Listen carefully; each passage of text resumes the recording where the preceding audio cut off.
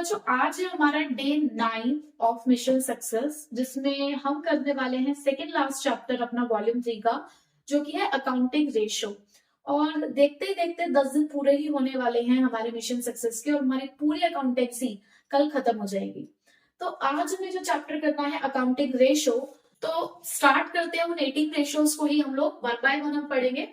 Total accounting ratios में हमारे पास 4 कैटेगरीज की रेशियोज हम लोग यहाँ पर पढ़ने वाले हैं। Liquidity ratio, solvency ratios, turnover ratios and profitability ratios. One by one सारी रेशियोज कराने वाली हूँ।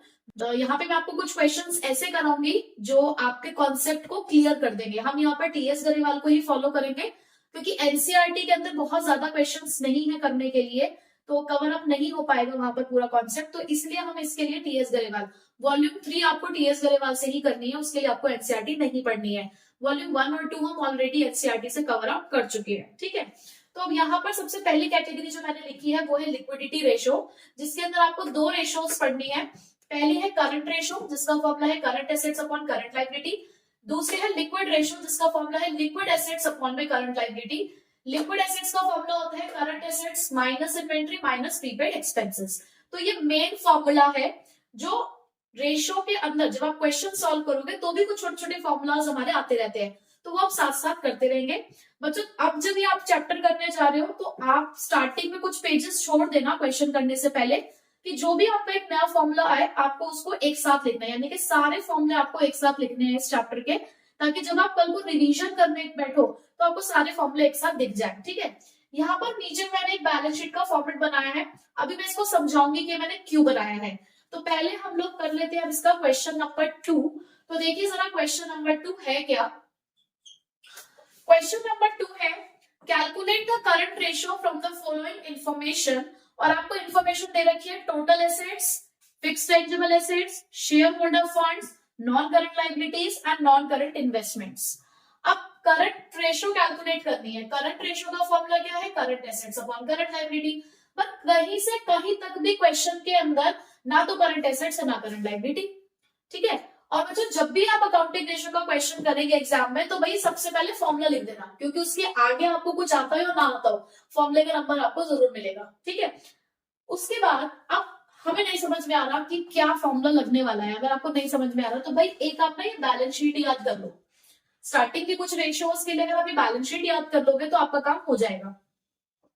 और अगर आपने कल की वीडियो देखी हो मेन हेड और सब हेड वाली, तो वहां मैंने आपको बैलेंस शीट याद कराई भी है, तो आप वहां से भी इसको देख सकते हो कि देखो ये हमारी लायबिलिटी साइड है, ये हमारी एसेट साइड है। अब लायबिलिटी साइड में हमारे पास मेन ये 3 चीजें, कौन कौन सी, share holder fund, non current liability और करंट लायबिलिटी। अब शेयर होल्डर फंड में 2 चीजें होती है, share capital, reserves and surplus. Non current liability में 2 मेन चीजें याद रखनी है, long term borrowings, long term provision इस चैप्टर के लिए, और करंट लायबिलिटी। इधर एसेट साइड में हमारे पास 4 चीजें हैं, non current assets, non current investment, long term loans and advance and current assets, ठीक है। अब आपको नहीं समझ में आ रहा इस क्वेश्चन में कि आप फॉर्मूला क्या लगाओगे, तो आप इस बैलेंस शीट की हेल्प से फॉर्मूला खुद बना सकते हो। अगर आपको ये बैलेंस शीट का फॉर्मेट पता है तो बस आप यहाँ पर प्लेस कर दो जो जो चीजें गिवन है, फॉर्मूला अपने आप बन जाएगा, ठीक है। कैसे, देखो अब इस क्वेश्चन में मुझे समझ में नहीं आ रहा कि भाई क्या करना है, तो मैंने रफली एक बैलेंस शीट बनाई मैंने, ठीक है। तो अब बैलेंस शीट में अगर मैं लिखूं तो मैं टोटल एसेट्स 20 लाख के दे रखे। टोटल एसेट्स का मतलब क्या है, ये टोटल दे रखा है आपको 20 लाख का, तो इसका मतलब ये वाला टोटल भी 20 लाख का होगा। उसके बाद फिक्स टेंजिबल एसेट्स यानी कि फिक्स एसेट्स जो कि नॉन करंट एसेट्स का ही पार्ट होते हैं, वो आपको दे रखे हैं 10 लाख के, तो यहाँ पे आपने 10 लाख लिख दिया। उसके बाद शेयर होल्डर फंड इधर आता है 12,80,000 की है ये आपके पास। नेक्स्ट नॉन करंट लायबिलिटी, यहाँ लिखते हो आप नॉन करंट लायबिलिटी कितने की है, 5,20,000 की, ठीक है। फिर उसके बाद नॉन करंट इन्वेस्टमेंट्स जो कि यहाँ आती हैं, कितने की नॉन करंट इन्वेस्टमेंट, 6 लाख की। अब आप एक बात देखो, अगर इस साइड का टोटल 20 लाख है और इधर अब तक का टोटल सिर्फ 18 लाख का है, तो 2 लाख का क्या है, यहाँ पर क्या मिसिंग है, आपको देखो ना यहाँ पे क्या मिसिंग है, थर्ड चीज करंट लायबिलिटी। दैट मीन्स जो करंट लायबिलिटी है वो यहाँ पर कितने की रही होगी, 2 लाख की। चलो जी ये चीज हमें यहाँ से मिल गई। उसके बाद यहाँ पर भी टोटल 20 लाख होना चाहिए, अब तक तो 16 लाख ही है, तो 4 लाख का और क्या है यहाँ पर। अब आप कहोगे 4 लाख के लिए हमारे पास 2 चीजें हैं, long term loans and advances अगर दे रखे हैं तो ठीक, नहीं दे रखे तो अपने आप लेट नहीं कर सकते हम, लेकिन हाँ करंट एसेट जरूर होंगे आपके पास। जब करंट रेशियो निकालने को बोला है तो करंट एसेट जरूर होंगे। तो इसका मतलब जो 4 लाख का डिफरेंस आ रहा है ये आपके लिए आपके करंट एसेट्स ही हैं। तो देखो बिना किसी फॉर्मूले के आपने निकाल लिया कि करंट एसेट्स कितना, करंट लायबिलिटी कितनी है। अब फॉर्मूला यहाँ से आपको क्या दिख रहा है, यहाँ से आपको ये दिख रहा है कि भाई टोटल एसेट्स किसके बराबर होते हैं, टोटल लायबिलिटीज के बराबर होते हैं। और टोटल लायबिलिटीज में क्या क्या आता है, share holder fund plus non current liability plus current liability. अगर टोटल एसेट्स 20 लाख के हैं तो टोटल लायबिलिटीज भी कितने की है, 20 लाख की। और शेयर होल्डर फंड हमें पता लगा कि 12,80,000 के हैं। नॉन करंट लायबिलिटी 5,20,000 की है, तो हम करंट लायबिलिटी निकालना चाह रहे हैं, तो करंट लायबिलिटी कितने की आ गई, फिर 2 लाख की आ गई। उसके बाद इसी तरीके से टोटल एसेट्स किसके बराबर होते हैं, फिक्स्ड एसेट्स के बराबर।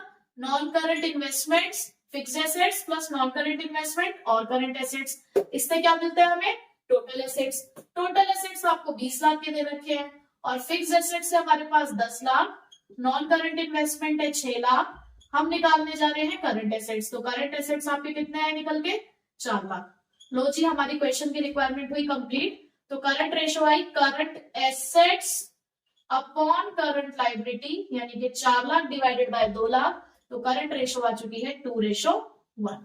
तो अब यहां से आपको ये दो फॉर्मूले मिले, एक ये वाला और एक ये वाला। तो जहां पे भी आप फॉर्मूले लिख रहे हैं वहां पर आप इन दोनों को ऐड कर सकते हैं, ठीक है। और ये हमने कहां से जनरेट किया, अपनी बैलेंस शीट से। नहीं याद है तो बैलेंस शीट बना लो और अपना फॉर्मूला खुद जनरेट कर लो, ठीक है। अब नेक्स्ट हम करने जा रहे हैं क्वेश्चन नंबर 12। क्वेश्चन नंबर 12 है the ratio of current assets to current liabilities is 1.5:1। उन्होंने कहा कि करंट रेशियो, हाँ जो कि जिसका फॉर्मूला होता है current assets upon current liability, तो ये रेशियो हमारी 1.5:1 है जब हमारे करंट एसेट्स 3 लाख के हैं और करंट लायबिलिटीज हमारी 2 लाख की है। यानी कि जब ये सिचुएशन है तो करंट रेशियो 1.5:1 है। The accountant of the firm is interested in maintaining a current ratio of 2:1। Accountant चाहता है कि रेशो बदल के क्या हो जाए, 2:1 हो जाए, bye paying off the part of a current liability, कि हमको ये करंट लायबिलिटी पे कर दें जिससे हमारी रेशो 2:1 हो जाए। Compute the amount of the current liability that should be paid so that the current ratio at the level of 2:1 में बी मेंटेन। अब वो कह रहे हैं कि ऐसी कितने की करंट लायबिलिटी पे की जाएगी जिससे हमारी रेशो जो बनाना चाह रहे हैं 2:1 वो बन जाए। तो भाई उसके लिए हमें क्या करना पड़ेगा, हमें नहीं पता ना कि हमारी करंट लायबिलिटी हम कितनी पे करने जा रहे हैं, तो हम यहाँ लिखेंगे, लेट करेंगे, let the current liability to be paid off be x. हमने मान लिया कि जो लायबिलिटी हम पे करने के लिए जा रहे हैं वो एक्स है। अब देखो अगर आप कोई लायबिलिटी पे करते हो, करंट लायबिलिटी, सपोज करो हमने क्रेडिटर को पेमेंट कर रहे हो, तो उसका इम्पैक्ट क्या करंट एसेट्स पे जाएगा, ऑब्वियसली जाएगा, आपका कैश जा रहा है या बैंक में से पैसा कम होगा। और अगर आप अपनी करंट लायबिलिटी पे करने जा रहे हो तो आपकी करंट लायबिलिटी भी कम हो जाएगी विद द सेम अमाउंट। तो इसका इम्पैक्ट क्या होगा कि ये जो 3 लाख के करंट एसेट्स है इसमें से भी एक्स अमाउंट जाएगा और ये जो 2 लाख की करंट लायबिलिटी है इसमें से भी एक एक्स अमाउंट चला जाएगा। तो अब आप अगर इसका क्रॉस मल्टीप्लाई करो तो ये आएगा आपका 4 lakh minus 2x is equals to 3 lakh minus x। अब x वाली टर्म्स एक साइड कर दो, 2x plus x is equals to 3 lakh minus 4 lakh. तो ये हो गया आपका माइनस का x is equals to minus का 1 लाख। तो आपके x की वैल्यू आ गई 1 लाख, माइनस से माइनस कैंसिल हो गया। दैट मीन्स जो लायबिलिटी आप पे ऑफ करोगे अपनी रेशो को 2:1 बनाने के लिए, वो लायबिलिटी कितनी है, 1 लाख की, ठीक है। तो इस तरीके से आप ऐसे क्वेश्चंस को सॉल्व कर सकते हो, ठीक है। नेक्स्ट अब हम करेंगे question number 18। From the following information calculate the quick ratio. देखो क्विक रेशो कौन सी होती है, ये जो आपकी लिक्विड रेशो है इसे ही हम क्विक रेशो भी कहते हैं और इसे ही हम एसिड टेस्ट रेशो भी कहते हैं, ठीक है। इसके ये 3 नाम है। तो क्विक रेशो निकालनी है। अब सबसे पहले मैं लिखूंगी फॉर्मूला कि भाई क्विक रेशो का फॉर्मूला क्या है, क्विक एसेट्स अपॉन में करंट लायबिलिटी। अब आप कहेंगे क्विक एसेट्स क्या होते हैं, ये जो आपने यहाँ लिक्विड एसेट्स लिखे हैं यही हमारे क्विक एसेट्स होते हैं। अब टोटल डेट दे रखे हैं 12 lakh, total asset 16 lakh, fix asset 6 lakh, non current investment 1 lakh, long term borrowings 4 lakh, long term provisions बहुत कुछ दे रखा है। अगेन मुझे दिखा कि ना तो लिक्विड एसेट्स है और ना ही करंट लाइबिलिटी है। अब क्या किया जाए? अब ऐसे में फिर से बैलेंस शीट की तरफ चले तो बैलेंस शीट से आपको सीधे सीधे मिल जाएगा कि आपके पास क्या है। अब बैलेंस शीट की तरफ चले तो आपके सामने बैलेंस शीट बनी हुई है। देखो आपको इसमें इन्होंने टोटल डेट्स दे रखे हैं, आपके पास टोटल एसेट्स भी है, फिक्स्ड एसेट्स भी है, नॉन करंट इन्वेस्टमेंट्स भी है, long term borrowings, long term provision, सब कुछ दे रखा है। ठीक है, अब मैं आपको यहाँ पर बताती हूँ बिना बैलेंस शीट के भी। अब बैलेंस शीट से तो आप कर ही सकते हैं, उसके अलावा मैं आपको फॉर्मुला ही बताकर चलती हूँ। ये जो टोटल डेट्स लिखे होते हैं, बच्चा कंफ्यूज हो जाता है कि टोटल डेट्स का मतलब क्या है, total liability.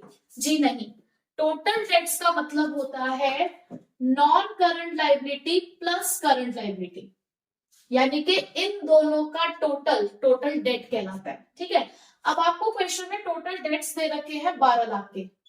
Non current liability आपको क्वेश्चन में नहीं दे रखी डायरेक्टली। अब नॉन करंट लायबिलिटी के दो पार्ट्स क्या होते हैं, long term borrowings and long term provisions. तो लॉन्ग टर्म बोरोइंग्स है हमारे पास 4 लाख और लॉन्ग टर्म प्रोविजंस भी है हमारे पास 4 लाख के। ठीक, करंट लायबिलिटी हम निकालने की कोशिश कर ही रहे हैं। तो करंट लायबिलिटी कितने की आई, 12 लाख में से 8 लाख माइनस किया तो कितने की आ गई, 4 लाख की। चलो एक रिक्वायरमेंट हुई हमारी कंप्लीट, हमें करंट लायबिलिटी मिल गई है 4 लाख। उसके बाद अब हमें चाहिए क्विक एसेट्स। अब क्विक एसेट्स के लिए पहले करंट एसेट्स मिल जाए तो काम हो जाएगा। अब करंट एसेट्स के लिए अगर मैं देखूं तो मुझे टोटल एसेट्स दे रखा है क्वेश्चन में। अब यहां से अगर मैं फॉर्मूला लगाऊं तो non current assets plus non current investment plus long term loans and advances plus current assets बन गया फॉर्मूला। तो देखो टोटल एसेट्स हमारे पास 16 लाख के, नॉन करंट एसेट्स मतलब प्रॉपर्टी प्लांट इक्विपमेंट ये दे रखे हैं आपको 6 lakh, non current investments 1 lakh, long term loans and advances भी है 1 लाख और करंट एसेट्स तो हमें निकालनी है। तो करंट एसेट्स कितने के आ गए, 16 लाख में से आप माइनस करोगे 8 लाख, देखो 6 7 8 ये 8 लाख हो गए, 16 में से 8 गए 8 लाख करंट एसेट्स मिल गए।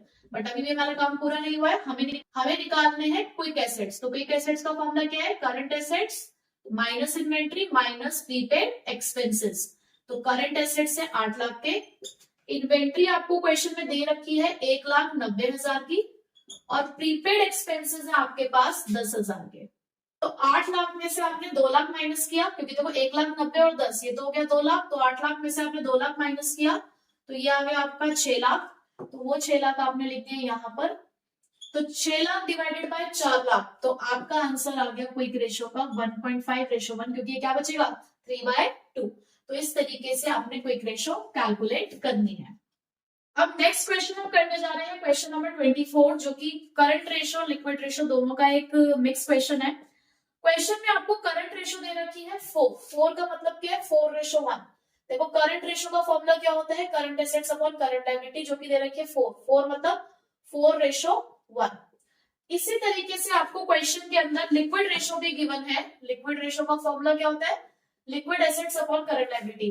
देखो जो भी रेशियो दे रखी हो सीधे फॉर्मूला लिख दिया करो, कुछ ना कुछ जरूर मिलता है। और लिक्विड रेशियो दे रखी है 2.5 मतलब 2.5:1। देखते हैं, अब आगे देखते हैं इसके आगे भी कुछ है क्या। उन्होंने लिखा है इन्वेंट्री 6 लाख की है, आपको कैलकुलेट करना है क्वेश्चन में क्या, current liability, current assets and liquid assets, यानी कि सब कुछ ही कैलकुलेट करना है। ठीक है, देखो अब ऐसे में आप लोग क्या कर सकते हैं, आप सबसे पहले यहाँ पर क्रॉस मल्टीप्लाई करो। क्रॉस मल्टीप्लाई करने से आपको ये इक्वेशन मिलेगी that current asset is equals to 4 current liability. ठीक है, ये हो गई आपकी इक्वेशन नंबर 1। आपको पता है कि लिक्विड एसेट्स किसके बराबर होते हैं, current assets minus inventory minus prepaid expense upon current liability. अब आप यहाँ पर जो जो वैल्यूज गिवन है उसे पुट करो। अब आपको यहाँ से क्या मिला कि करंट एसेट्स, अब करंट एसेट्स की आपने यहाँ से वैल्यू क्या लिखी हुई है 4CL, तो यहाँ पे लिख दो 4CL माइनस इन्वेंट्री आपको क्वेश्चन में दे रखी है ऑलरेडी 6 लाख की, तो यहाँ लिख दो 6 लाख। प्रीपेड एक्सपेंस नहीं दे रखा होता तो 0 मानते हैं और ये हो गया आपका करंट लायबिलिटी। अब आप करो जरा क्रॉस मल्टीप्लाई, तो जब आप यहाँ से क्रॉस मल्टीप्लाई करोगे तो ये हो गया आपका 2.5 current liability is equals to 4 current liability minus 6 lakh. अब ऐसा करो कि 6 लाख इधर आ जाएगा, 2.5 उधर चला जाएगा, यानी कि 4CL minus 2.5CL is equals to 6 lakh. तो यहां पर बचेगा आपके पास 1.5CL is equals to 6 lakh. तो करंट लायबिलिटी आपकी आ गई 6 लाख डिवाइडेड बाय 1.5, यानी कि आपकी करंट लाइबिलिटीज आ चुकी है कितने की, 4 लाख की। अब करंट लाइबिलिटी मिल गई तो आप करंट एसेट्स भी निकाल सकते हो। तो current asset is equals to 4 into 4 lakh, क्योंकि करंट लाइबिलिटी 4 लाख की है, तो करंट एसेट्स कितने के है, 16 लाख के। करंट एसेट्स मिल गए तो लिक्विड एसेट्स निकाले जा सकते हैं, जिसका फॉर्मूला क्या है, current assets minus inventory. Prepaid expenses तुम्हारे पास है नहीं, तो 16 लाख के करंट एसेट्स और आपके पास 6 लाख की है इन्वेंट्री। लिक्विड एसेट्स कितने के आ गए, 10 लाख के। देखो जो भी आपका आंसर होता है ना, आप उसे हमेशा बॉक्स में डाल के आया करो, ताकि आपका जो आंसर होता है ना वो सीधे सीधे हाईलाइट हो। जैसे कि यहाँ पर करंट लाइबिलिटी को हमने बॉक्स में डाला, इधर करंट एसेट्स बॉक्स में डाल दिया, लिक्विड एसेट बॉक्स में डाल दिया। प्लस दूसरा जो आपको ध्यान रखना है यहाँ पे रुपीज के साइन का, आप पूरे क्वेश्चन में कहीं रुपीज नहीं लगाते। देखो जैसे मैंने यहाँ नहीं लगाया तो क्वेश्चन में लगाया भी नहीं जाता, बट जो हमारा फाइनल आंसर होता है उसमें हमें रुपीज का साइन जरूर लगाना चाहिए, ठीक है। तो ये हो गया हमारा। अब यहाँ पे हमने कंप्लीट कर ली है लिक्विडिटी रेशियोज। अब हम नेक्स्ट कैटेगरी पे आते हैं। अब सेकंड कैटेगरी हमारे पास सॉल्वेंसी रेशियोज। देखो मैं कैटेगरी वाइज आपको इसलिए करा रही हूँ, कराने को तो मैं रेशियोज आपको फटाफट ऐसे एक एक करके लिखवा के भी करा सकती थी, बट कई बार क्वेश्चन में वो ऐसे ही बोल देते हैं कि लिक्विडिटी रेशियोज कैलकुलेट करो, टर्नओवर रेशियोज कैलकुलेट करो, नाम नहीं दिया। तो आपको पता होना चाहिए ना कि सॉल्वेंसी रेशियोज कौन कौन सी होती है, प्रॉफिटेबिलिटी रेशियोज कौन कौन सी होती है। तो जैसे लिक्विडिटी रेशियोज है, पास 2 रेशियोज थी, हमारे पास सोल्वेंसी रेशियोज है टोटल 5 जो आपको पढ़नी है। तो इसमें पहला है डेट टू इक्विटी रेशियो, नाम में ही इनके कुछ फॉर्मूलाज छुपे हुए हैं। डेट टू इक्विटी, तो फॉर्मूला क्या है, डेट अपॉन इक्विटी। अब एक बात आपको यहाँ पे ध्यान रखनी है कि जब हम यहाँ पर डेट की बात करते हैं, सिंपल जब हम डेट बोलते हैं, जैसे अभी जस्ट मैंने आपको टोटल डेट का फॉर्मूला बताया है, non current liability plus current liability, यानी कि long term debt plus short term debt, आप ऐसा भी बोल सकते हो, ठीक है। Non current liability, long term debt, current liability, short term debt. तो जब यहाँ डेट हम बोल रहे हैं तो कौन से डेट है, जब यहाँ सिंपल डेट बोलते हैं तो उसका मतलब होता है long term debt. Long term that means non current liability, ठीक है। और जब हम यहाँ बात करते हैं इक्विटी, तो इक्विटी का मतलब है यहाँ हम बात कर रहे हैं शेयर होल्डर्स फंड की, जिसे हम प्रोपराइटर्स फंड भी कहते हैं, ठीक है। तो एक बार मैंने आपको अभी बात बता दी है, ये बात आपको आगे सबके लिए याद रखनी है। उसके बाद है आपके पास total assets to debt ratio. तो फॉर्मूला क्या है, टोटल एसेट्स अपॉन में डेट। अगेन यहाँ पे डेट आया, डेट का मतलब non current liability. Proprietary ratio, proprietary ratio का फॉर्मूला है इक्विटी अपॉन टोटल एसेट्स। ज्यादातर इससे बच्चे याद करते हैं प्रोप्राइटर्स फंड अपॉन में टोटल एसेट्स। अब प्रोप्राइटर फंड फिर से एक नया वर्ड आ जाता, तो इसलिए मैंने इक्विटी ही लिख दिया, क्योंकि मतलब सेम है। प्रोप्राइटर्स फंड बोलो, शेयर होल्डर्स फंड बोलो, इक्विटी बोलो, बात एक ही है, फॉर्मूला भी एक ही रहेगा। उसके बाद interest coverage ratio EBIT. EBIT की जगह पर आपकी बुक में है profit before interest and tax, profit before interest and tax, जिसको यहां पर मैंने लिखा है earning before interest and tax, बात एक ही है, ठीक है। तो आप यहाँ पे लिख लो चाहे तो, profit before interest and tax, बात एक ही है, ठीक है। अपॉन में interest on long term debt. उसके बाद नेक्स्ट है आपके पास डेट टू कैपिटल एम्प्लॉयड, जिसका फॉर्मूला है लॉन्ग टर्म डेट अपॉन में कैपिटल एम्प्लॉयड। अब देखो कैपिटल एम्प्लॉयड का फॉर्मूला क्या होता है, इक्विटी का फॉर्मूला क्या होता है, ये सब मैं आपको क्वेश्चन में ही बताऊंगी। अब ये आपकी न्यू रेशियो है, ठीक है, जो रिसेंटली ही ऐड हुई है, इसको थोड़ा ध्यान से आपको पढ़ने, क्योंकि इसके आने के चांसेस हैं, ठीक है। अब ये कैलकुलेट कैसे होती है, जैसे आप लिक्विड रेशियो देख रहे हो, तो लिक्विड रेशियो आपकी प्योर फॉर्म में, इसे बोलते हैं प्योर रेशियो, जैसे 2:1, 3:1। एक बात और मैं आपको बता दूं कि जितनी भी आप रेशियोज कैलकुलेट करते हो प्योर रेशियो की फॉर्म में, अपॉन में 1 लिखकर ही आपको छोड़ना है। मतलब सपोज जैसे आपका प्रीवियस क्वेश्चन में 3/2 आंसर आ रहा था, तो आपको 3/2 ऐसे 3:2 लिख के नहीं छोड़ना, आपको अपॉन में इसको पूरा सॉल्व करके ही छोड़ना है। चाहे डेसिमल में आपका आंसर आ रहा है कोई प्रॉब्लम नहीं है, पर अपॉन में 1 ही होना चाहिए। ये प्योर रेशियोज होती है, ठीक है। तो debt to equity, total assets pure ratios होती है। प्रोप्राइटरी रेशियो भी प्योर रेशियो की फॉर्म में निकलेगी, बट आप इसे परसेंटेज की फॉर्म में भी निकाल सकते हैं, इंटू 100 करके, ठीक है। ये परसेंटेज में निकल सकते हैं, सिर्फ ये वाली। उसके बाद इंटरेस्ट कवरेज रेशियो निकलती है टाइम्स में, ठीक है। और debt to capital employed again आप प्योर रेशियो की फॉर्म में इसको निकालेंगे, ठीक है। अब इसके क्वेश्चन स्टार्ट करते हैं हम लोग। तो मैं करा रही हूं आपको इसका क्वेश्चन नंबर 45। देखिए जरा क्वेश्चन नंबर 45। क्वेश्चन नंबर 45 है, कैपिटल एम्प्लॉयड है 8 लाख की, शेयर होल्डर फंड है 2 लाख, सिर्फ दो ही इंफॉर्मेशन है, कैपिटल एम्प्लॉयड है हमारे पास 8 लाख और शेयर होल्डर्स फंड है हमारे पास, शेयर होल्डर फंड है 2 लाख और हमें निकालनी है डेट इक्विटी रेशियो, सिर्फ दो इंफॉर्मेशन है। अब डेट इक्विटी रेशियो का फॉर्मूला क्या होता है, डेट अपॉन इक्विटी। अब मैंने आपको जस्ट अभी ये बात बताई कि इक्विटी का मतलब शेयर होल्डर फंड ही होता है। अब क्वेश्चन में इसका मतलब आपके पास शेयर होल्डर फंड है जो कि कितने का है, 2 लाख, बट डेट कहां से लाऊं, डेट नहीं है मेरे पास। अब मैं आपको बताती हूँ कैपिटल एम्प्लॉयड का फॉर्मूला, तो जो आपने नोट करना है, जहां भी आप फॉर्मूलाज लिख रहे हैं कैपिटल एम्प्लॉयड का फॉर्मूला आप नोट करेंगे। फॉर्मूला होता है share holders fund plus non current liability, और एक और फॉर्मूला होता है इसका net fixed assets plus working capital. ये इंफॉर्मेशन पे डिपेंड करता है कि कौन सा फॉर्मूला इस्तेमाल किया जाएगा। अब यहां पर वर्किंग कैपिटल का फॉर्मूला क्या है वो भी बता देती हूँ, current assets minus current liability. मैंने यहाँ फॉर्मूला बता दिया है, तो दोबारा जब वर्किंग कैपिटल आएगा तो मैं दोबारा फॉर्मूला नहीं बताऊंगी, ठीक है। तो अब इस इंफॉर्मेशन के अकॉर्डिंग हम देखें तो मेरे पास कैपिटल एम्प्लॉयड भी है, शेयर होल्डर फंड भी है, और डेट का मतलब नॉन करंट लायबिलिटी होता है, तो ये हमारी रिक्वायरमेंट है। तो इसको कैलकुलेट कर लेते हैं।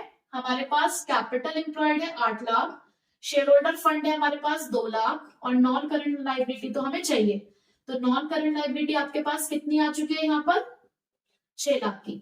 तो अब ये 6 लाख आप यहां लिख दोगे, तो आपकी डेट इक्विटी रेशियो आ गई है 3:1।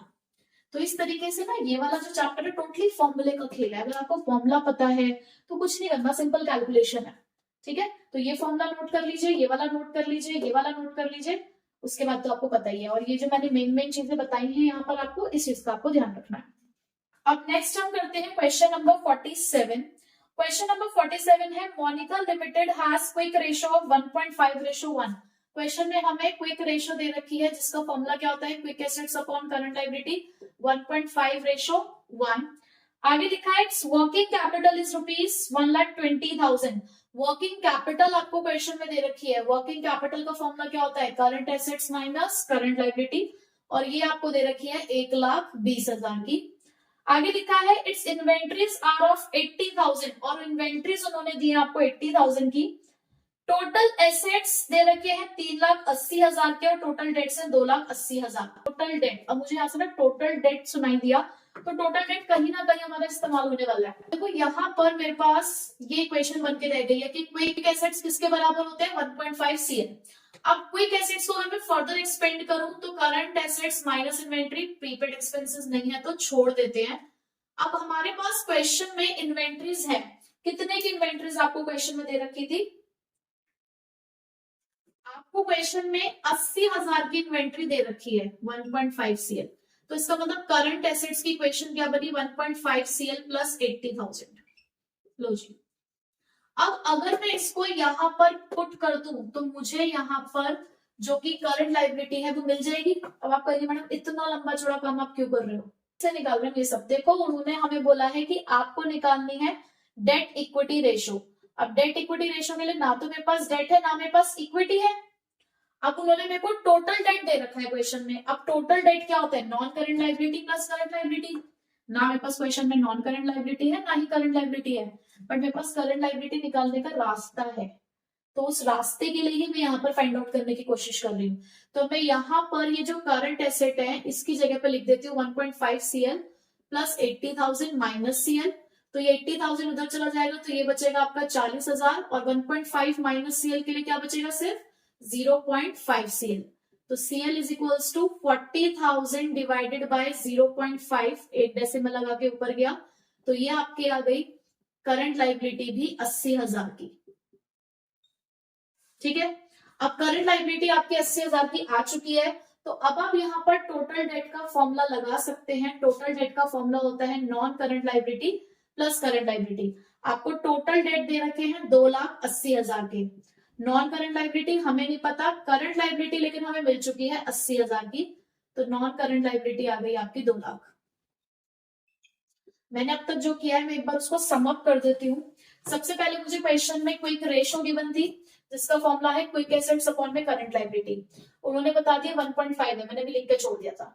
उसके बाद उन्होंने मुझे बताया कि आपके पास क्वेश्चन में वर्किंग कैपिटल है, तो मैंने वर्किंग कैपिटल का फॉर्मूला लगाया current assets minus current liability, जो कि 1,20,000 की दे रखी थी, लिखकर छोड़ दिया था। फिर यहां से मैंने क्रॉस मल्टीप्लाई किया तो मुझे एक इक्वेशन मिली कि क्विक एसेट्स 1.5 CL के बराबर होता है। अब अभी भी कुछ समझ नहीं आ रहा था कि क्या करें, क्योंकि क्विक एसेट्स भी नहीं थे, तो क्विक एसेट्स को एक्सपेंड किया कि क्विक एसेट्स किसके बराबर होते हैं, current assets minus inventory minus prepaid expense. But prepaid expense है नहीं तो जीरो लेट कर लिया। इन्वेंट्री की वैल्यू 80,000 थी, लिख दी, उसका 80,000 उधर चला गया, तो करंट एसेट्स की इक्वेशन मिल गई। इस करंट एसेट्स की इक्वेशन को मैंने यहां पर पुट किया करंट एसेट्स की जगह पर, तो मुझे करंट लायबिलिटी मिल गई 80,000। अब करंट लायबिलिटी को यूज किया हमने इस वाले फॉर्मूले में, टोटल डेट जिसमें मुझे नॉन करंट लायबिलिटी निकालना था, तो वहां से मुझे नॉन करंट लायबिलिटी मिल गई है 2 लाख की, जो कि मेरी यहाँ पर काम आने वाली है। ये मुझे मिल चुका है 2 लाख। अब अगली रिक्वायरमेंट क्या है, अब डेट इक्विटी रेशियो के लिए मुझे डेट मिल चुका है 2 लाख। अब इक्विटी चाहिए, इक्विटी कहां से आएगी भाई, इक्विटी का फॉर्मूला होता है, इक्विटी को बोलते हैं हम शेयर होल्डर फंड, और शेयर होल्डर फंड का मतलब है share capital plus reserves in surplus. कहीं से कहीं तक भी नहीं है, क्या करूं, कैसे निकालूं, कुछ नहीं समझ आ रहा ना। याद आ रही, बैलेंस शीट बताई थी, जस्ट अभी मैंने आपको एक बैलेंस शीट बताई थी। चलो देखते हैं, हमने ये पढ़ा है कि जो टोटल लायबिलिटी होती है वो टोटल लायबिलिटी किसके बराबर होती है, share holder fund plus non current liability plus current liability. पर क्या क्वेश्चन में टोटल लायबिलिटी है, नहीं, क्वेश्चन में टोटल एसेट्स हैं जो कि किसके बराबर होते हैं, टोटल लायबिलिटी के। अब टोटल लायबिलिटी आपकी कितनी होगी, 3,80,000, क्यों, क्योंकि टोटल एसेट्स कितने के दे रखे हैं, 3,80,000 के।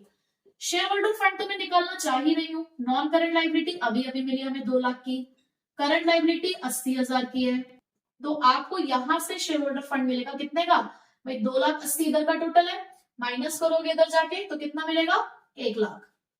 मिल गया ना शेयर होल्डर फंड 1 लाख, तो वो 1 लाख आपने यहां लिखा, तो आपकी डेट इक्विटी रेशियो आ गई कितने की, तो आपकी डेट इक्विटी रेशियो कितने की आ गई, 2:1।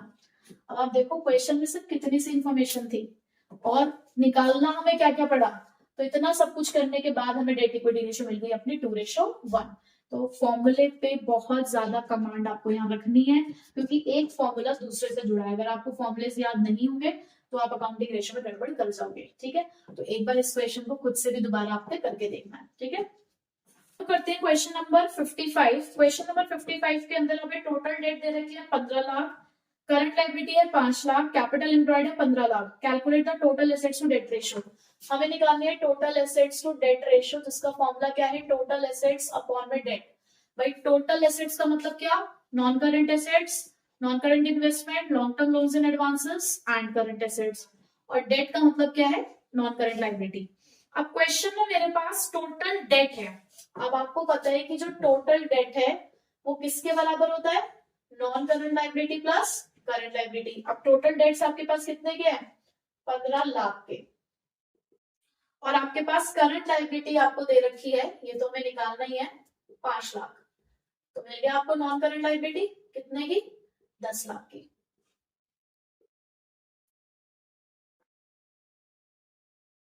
तो ये तो आपको मिल चुका है डेट 10 लाख। अब टोटल एसेट्स के लिए हमारे पास में कैपिटल एम्प्लॉयड दे रखा है। अब कैपिटल एम्प्लॉयड का मैंने आपको 2 फॉर्मूले बताए, share holder fund plus non current liability और net fixed assets plus working capital. अब दोनों में से मैं कोई भी फॉर्मूला अगर अप्लाई करूं तो मुझे टोटल एसेट्स तो नहीं मिलने वाले हैं, क्योंकि यहाँ पर एसेट से रिलेटेड कोई चीज ही नहीं है, हाँ लायबिलिटी से रिलेटेड सारी चीजें हैं। अब अगर किसी तरीके से अगर मुझे टोटल लायबिलिटीज मिल जाए तो मेरा काम हो जाएगा। Total assets is equal to total liability होता है, ये हमें पता है, हमें ये पता है कि टोटल एसेट्स टोटल लायबिलिटीज के बराबर होते हैं। किसी तरीके से अगर टोटल लायबिलिटी मिल जाएगी तो काम बन जाएगा। तो टोटल लायबिलिटी का मतलब क्या है, share holder fund plus non current liability plus current liability. अब भाई शेयर होल्डर फंड नहीं है मेरे पास, ये दोनों चीजें तो है, तो ये कहां से मिल सकता है आपको, ये मिलेगा आपको कैपिटल एम्प्लॉयड के फॉर्मूले से। इसका मतलब नीचे वाले फॉर्मूले का कोई यूज नहीं है। तो कैपिटल एम्प्लॉयड है आपके पास क्वेश्चन में 15 लाख की, तो 15 लाख प्लस शेयर होल्डर, तो 15 lakh is equal to share holder fund plus non current liability आई थी आपकी 10 लाख की, तो शेयर होल्डर फंड आपके पास कितने का आया, 5 लाख का, ठीक है। अब तो निकाल सकते हैं टोटल लायबिलिटी। ये 5 लाख है, नॉन करंट लायबिलिटी 10 लाख है, करंट लायबिलिटी अगेन 5 लाख है, तो टोटल लायबिलिटीज कितने की है? 20 लाख की। और क्योंकि टोटल लायबिलिटीज 20 लाख की हैं, तो टोटल एसेट्स भी कितने के होंगे? 20 लाख के। तो बस अब हमें यही टोटल एसेट्स यहाँ पे लिख देने हैं 20 लाख, और हमारा आंसर आ गया यहाँ पर 2:1। बस हो गई total assets to debt ratio. Total assets to debt ratio ज्यादा मुश्किल नहीं है, बहुत आसानी से निकल जाती है, तो इसका मैं और कोई क्वेश्चन आपको नहीं करा रही हूँ। नेक्स्ट हम क्वेश्चन करने जा रहे हैं, question number 61। Calculate the proprietary ratio. देखो प्रोप्राइटरी रेशियो का फॉर्मूला मैंने आपको क्या बताया? प्रोप्राइटर्स फंड अपॉन में टोटल एसेट्स, या शेयर होल्डर फंड बोलो या इक्विटी बोलो, बात एक ही है। तो मैं यहाँ पर लिख देती हूँ आपके लिए प्रोप्राइटर्स फंड और शेयर होल्डर फंड्स और इक्विटी, आप जिस भी नाम से इसको लिखना चाहें लिख सकते हैं, अपॉन में टोटल एसेट्स। ठीक है, अब क्वेश्चन में मेरे पास इक्विटी शेयर कैपिटल है, प्रेफरेंस शेयर कैपिटल है, रिजर्व्स एंड सरप्लस है, डिवेंचर्स है, ट्रेड पेबल्स है, प्रॉपर्टी प्लांट इक्विपमेंट, सब चीजें दे रखी है। अब देखो सबसे पहले मुझे शेयर होल्डर फंड चाहिए। मुझे पता है कि शेयर होल्डर फंड क्या होता है? Share capital plus reserves and surplus. अब देखो शेयर कैपिटल के अंदर दोनों तरीके की कैपिटल्स आती हैं, इक्विटी प्लस प्रेफरेंस, दोनों कैपिटल्स आती हैं। तो यहाँ पर आपके पास क्वेश्चन में इक्विटी शेयर कैपिटल है 3 लाख की, प्रेफरेंस शेयर कैपिटल दे रखे हैं 1.5 लाख के, और रिजर्व्स एंड सरप्लस है आपके पास 75,000 के। तो आपका शेयर होल्डर फंड आ गया 5,25,000 का। अब हमें चाहिए टोटल एसेट्स। अब टोटल एसेट्स के अंदर हमारे पास non current assets plus current assets plus non current investment plus long term loans and advances. तो देखते हैं जरा, क्वेश्चन में प्रॉपर्टी प्लांट एंड इक्विपमेंट दे रखा है। देखो मुझे टोटल निकालने की जरूरत ही नहीं है अलग अलग, आपको क्वेश्चन में डायरेक्टली 3 कैटेगरी दे रखी है एसेट्स की। प्रॉपर्टी प्लांट एंड इक्विपमेंट क्या होते हैं? वो नॉन करंट एसेट्स ही होते हैं। शॉर्ट टर्म इन्वेस्टमेंट्स दे रखी है, अदर करंट एसेट्स, यानी कि करंट एसेट्स का फर्दर डिवीजन दे रखा है। लॉन्ग टर्म इन्वेस्टमेंट नहीं है हमारे पास क्वेश्चन में, और long term loans and advances भी नहीं है, सिर्फ ये 2 चीजें दे रखी है, और इनका टोटल दे रखा है 7,50,000। तो डायरेक्टली हम इसे लिख देते हैं, मिल गई दोनों चीजें। ये है हमारे पास 5,25,000 और नीचे 7.5 लाख के हमारे पास टोटल एसेट्स है। तो चाहो तो परसेंटेज में निकालना चाहते हो तो इंटू 100 कर दो, अदरवाइज आप इसको प्योर रेशियो की फॉर्म में भी निकाल सकते हैं। तो ये आ रहा है आपका 0.70:1, और अगर इंटू 100 कर दोगे तो ये 70% हो जाएगा। ठीक है, अब करते हैं क्वेश्चन नंबर 17, जो कि है इंटरेस्ट कवरेज रेशियो के ऊपर। तो इंटरेस्ट कवरेज रेशियो का फॉर्मूला क्या है? EBIT, यानी कि net profit before interest and tax, upon में interest on long term debts. ठीक है, तो हमारे पास क्वेश्चन में net profit after interest and tax दे रखा है। अब आफ्टर है तो उसे बिफोर बनाना पड़ेगा, तो कैसे बनाते हैं? देखो आप यहां लिखोगे net profit after interest and tax. ठीक है, सबसे पहले आप ऐड करेंगे टैक्स, फिर आपको यहां पे मिलेगा नेट प्रॉफिट बिफोर टैक्स। ठीक है, उसके बाद आप ऐड करेंगे इंटरेस्ट, जिसके बाद आपको मिलेगा net profit before interest and tax. देखो क्या है, ये ना हमारा एक फॉर्मेट है कि आपको ये क्वेश्चन में होता है, मतलब हम यहां से शुरुआत करते हैं, जब हम प्रॉफिट एंड लॉस अकाउंट बनाते हैं तो हम यहाँ पर होते हैं net profit before interest and tax. तो पहले हम उसमें इंटरेस्ट लेस करते हैं, फिर टैक्स लेस होता है, तब जाके नेट प्रॉफिट आफ्टर टैक्स होता है। आफ्टर से बिफोर पे जाना तो सब कुछ रिवर्स हो जाएगा, कि जो चीज आपने लेस करी होगी वो चीज आप ऐड करोगे। ठीक है, तो यहाँ पर क्वेश्चन में आपको नेट प्रॉफिट आफ्टर टैक्स दे रखा है कितने का? 1,20,000 का। अब ये बात आपको ध्यान से समझने वाली है, आपको उन्होंने टैक्स रेट दे रखा है 40%, तो आप टैक्स किसका निकालोगे? क्या इस 1,20,000 का? भाई इसमें से ऑलरेडी टैक्स डिडक्टेड है। अगर आपका टैक्स रेट 40% है, इसका मतलब ये प्रॉफिट कितना है आपका? 60% प्रॉफिट है ये आपका। तो टैक्स कितने का रहा होगा? तो आप कैसे निकालेंगे? 1,20,000 का प्रॉफिट है, ये कितना परसेंट है? 60% है ये। क्यों? क्योंकि 40% टैक्स आप इसमें से माइनस कर चुके हो। तो कितना टैक्स निकालना आपको? 40, तो 40/60। सपोज करो अगर टैक्स रेट 30% होता तो आप इसको लिखोगे 30/70, यानी कि टोटल करके 100 बनना चाहिए, इतना ध्यान रखो बस। ठीक है, तो जो टैक्स रेट है उसे ऊपर लिखना है और 100 में से टैक्स रेट माइनस करके जो परसेंटेज बनेगा उसको नीचे। ठीक है, उसके बाद अभी आपका टैक्स का टैक्स कितना निकल कर आएगा, ये टैक्स आपके निकल कर आया 80,000, तो हमारे पास ये प्रॉफिट कितना आ गया 2 लाख का। अब हमें माइनस करना है इंटरेस्ट। अब देखो इंटरेस्ट किस पे, लॉन्ग टर्म डेट्स पे। आपके पास दो लॉन्ग टर्म डेट्स हैं, 15% डिवेंचर्स और 12% मॉर्टगेज लोन।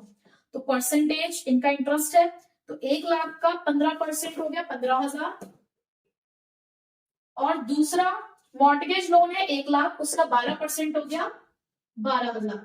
तो टोटल 27,000 का इंटरेस्ट है, तो 2,27,000 का आपका प्रॉफिट आ गया है। तो आप यहाँ पर जब आईसीआर निकालोगे तो प्रॉफिट तो है 2,27,000 और इंटरेस्ट आपने यहाँ कैलकुलेट कर ही लिया है 27,000। तो इसे सॉल्व करके आपने टाइम्स में आंसर निकालना है। ये आपका आ गया है 8.41 टाइम्स। ठीक है, तो इस तरीके से आपको इंटरेस्ट कवरेज के क्वेश्चन सॉल्व करने, इसमें ये मेन पार्ट है। ठीक है, नेक्स्ट अब हम करने जा रहे हैं क्वेश्चन नंबर 77, जो है debt to capital employed ratio calculate करने का फॉर्मूला। न्यू रेशियो है, बट इसका मतलब ये नहीं है कि डिफिकल्ट है, रेशियो इजी है। अब आपको फॉर्मूले सारे पता चल चुके हैं कि डेट कैसे निकलता है, कैपिटल एम्प्लॉयड कैसे निकलता है, अब आप फैमिलियर हो। तो फॉर्मूला क्या है, डेट अपॉन कैपिटल एम्प्लॉयड, जहां पर डेट का मतलब क्या है, नॉन करंट लायबिलिटी। तो देखिए क्वेश्चन में हमारे पास 10% प्रेफरेंस शेयर है 5 lakh, equity share capital 15 lakh, security stream में 1 lakh, reserves and surplus 2 lakh, 9% loan from IDBI 30 lakh rupees का है। तो देखो अगर मैं डेट की बात करूं तो यहाँ पर मेरे पास सिर्फ एक ही डेट है जो लोन दे रखा है, जो कि सीधे सीधे कितने का आपका 30 लाख का। अब बात आती है कि कैपिटल एम्प्लॉयड कैसे निकलेगा। देखो कैपिटल एम्प्लॉयड के दो फॉर्मूले बताए थे, एक तो share holder fund plus non current liability, दूसरा net fixed assets plus working capital. दूसरे वाले फॉर्मूले का तो कोई यूज नहीं है, पहले वाले फॉर्मूले से हमें कैपिटल एम्प्लॉयड, जो पहला वाला फॉर्मूला है हमारा कैपिटल एम्प्लॉयड का, वो हम यहाँ यूज कर सकते हैं क्योंकि यहाँ पे शेयर होल्डर फंड से रिलेटेड चीजें दे रखी हैं और नॉन करंट लायबिलिटी क्वेश्चन में है। अब share holder fund share capital plus reserves and surplus है। तो देखो शेयर कैपिटल मेरे पास 5 लाख का प्रेफरेंस, 15 लाख की इक्विटी और सिक्योरिटीज प्रीमियम रिजर्व दे रखा है, और रिजर्व्स एंड सरप्लस भी दे रखा है। रिजर्व्स एंड सरप्लस आपका सब हेड है जिसमें सारे रिजर्व्स आते हैं। तो सिक्योरिटीज प्रीमियम उसके अंदर ऑलरेडी इंक्लूडेड है, तो दोबारा नहीं लिखना। तो 2 लाख का रिजर्व्स एंड सरप्लस, ये शेयर होल्डर्स फंड हो गया। नॉन करंट लायबिलिटी आपके पास 30 लाख की है। ठीक है, तो ये कितना आ गया आपका, कैपिटल एम्प्लॉयड आ चुकी है 52 लाख। अब यही 52 लाख आपने यहाँ लिख देना है। आपकी रेशो आ जाएगी 0.58:1। एक्चुअल आंसर आया था 0.576, तो आप एक एड ऑफ करके ही लिखोगे क्योंकि 5 से बड़ा है। ठीक है, तो debt to capital employed ratio आपकी इस तरीके से निकाली जाती है। तो हमने सोल्वेंसी रेशियोज भी अब कंप्लीट कर ली है। अब थर्ड कैटेगरी है हमारे पास एक्टिविटी रेशियोज, जिसको आप टर्न ओवर रेशियोज भी कहते हो। ठीक है, अब देखो रेशियोज का नंबर बढ़ने लगे हैं। यहाँ पे हमारे पास टोटल 6 कैटेगरीज हैं। यहाँ पे टोटल हमारे पास 6 रेशियोज हैं, जिसमें पहली है इन्वेंट्री टर्नओवर रेशियो, जिसका फॉर्मूला है cost of revenue from operation upon में average inventory. Cost of revenue कोई नई चीज नहीं है, कॉस्ट ऑफ गुड्स सोल्ड, या पढ़ के आ चुके हो, कॉस्ट ऑफ गुड्स सोल्ड को आप जानते हो कि क्या होता है। तो कॉस्ट ऑफ गुड्स सोल्ड को ही यहाँ पर cost of revenue from operation बोलते हैं। उसको कैसे कैलकुलेट किया जाता है वो हम फॉर्मूले अपने साथ साथ क्वेश्चंस के थ्रू ही देखेंगे। एवरेज इन्वेंट्री, एवरेज इन्वेंट्री का मतलब क्या है, opening inventory plus closing inventory divided by 2। Cost of goods sold की भी अगर मैं बात करूं तो वही opening stock plus net purchases plus direct expenses minus closing stock, या नेट सेल्स माइनस जीपी, या नेट सेल्स प्लस जीपी। ठीक है, या फिर वही वाला cost of material consume plus purchase of stock in trade plus change in inventory, तो वहां से भी आप निकाल सकते हो। उसके बाद trade receivable turnover ratio, debtors, trade receivable मतलब डेटर और आपके बिल्स रिसीवेबल वाली रेशियो है। तो credit revenue from operation, credit revenue from operation का मतलब क्या है, net sales, net credit sales, यहाँ पे इसे नेट क्रेडिट सेल्स बोलते हैं, अपॉन में एवरेज ट्रेड रिसीवेबल्स। अब देखो ट्रेड रिसीवेबल में डेटर और बिल रिसीवेबल दोनों होते हैं, तो जब एवरेज निकालते हैं तो opening debtor plus opening bills receivable plus closing debtor plus closing bills receivable whole divided by 2, 4 नहीं 2। ठीक है, ट्रेड पेबल्स यानी कि भाई आपके क्रेडिटर्स और बिल्स पेबल, तो नेट क्रेडिट परचेजेस अपॉन में एवरेज ट्रेड पेबल्स, यहाँ पर भी सेम बात आती है एवरेज के लिए, opening creditor plus opening bills payable plus closing creditor plus closing bills payable whole divided by 2। Working capital turnover ratio, revenue from operation, revenue from operation मतलब क्या है, नेट सेल्स। ये जो मैं यहाँ पे अलग से लिख रही हूँ ये आप भी अपने फॉर्मूले में लिखते जाइए। उसके बाद fixed assets turnover ratio, revenue from operation upon में फिक्स्ड एसेट्स, वही नेट सेल्स है। नेट एसेट्स और कैपिटल एम्प्लॉयड टर्नओवर रेशियो, देखो ये जो लास्ट की दो रेशियोज जो है ये आपकी न्यू एड ऑन वाली है, तो इन पे आपको फोकस करना है। नेट एसेट्स और capital employed turnover ratio, revenue from operation upon में कैपिटल एम्प्लॉयड, तो भाई यहाँ पे इनके फॉर्मूले में तो दिक्कत नहीं आएगी आपको। मेन जो ये ऊपर वाली कुछ रेशियोज है इनके अंदर थोड़े थोड़े फॉर्मुलेज ऐड होते जाएंगे जो हम डायरेक्टली क्वेश्चन के थ्रू करते हैं, ठीक है। सबसे पहले हम करने जा रहे हैं क्वेश्चन नंबर 87। अब क्वेश्चन नंबर 87 क्या है, टोटल सेल्स आपको दे रखी है 10 लाख, सेल्स रिटर्न है आपके पास 1 lakh, gross profit 1,80,000, closing inventory दे रखी है 2 लाख की, excess of closing inventory over opening inventory है 40,000, calculate the inventory turnover ratio. भाई सबसे पहले तो जो मुझे रेशियो कैलकुलेट करनी है मैं उसका फॉर्मूला लिख देती हूँ।